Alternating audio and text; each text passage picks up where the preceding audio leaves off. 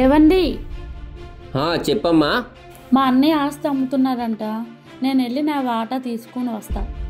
వెళ్ళు కానీ వాటా మటుకు తీసుకోకు, ఓకేనా? ఎందుకు? నీకు పెళ్లి చేసింది ఎవరు? మా అన్నయ్య. మీ అమ్మ నాన్న చేసిన అప్పులు తీర్చేది ఎవరు? మా అన్నయ్యే. ఇప్పటి వరకు మీ అమ్మ నాన్నని చూసేది ఎవరు? మా అన్నయ్యే. ఇంతకీ మీరేం చెప్పాలనుకుంటున్నారు?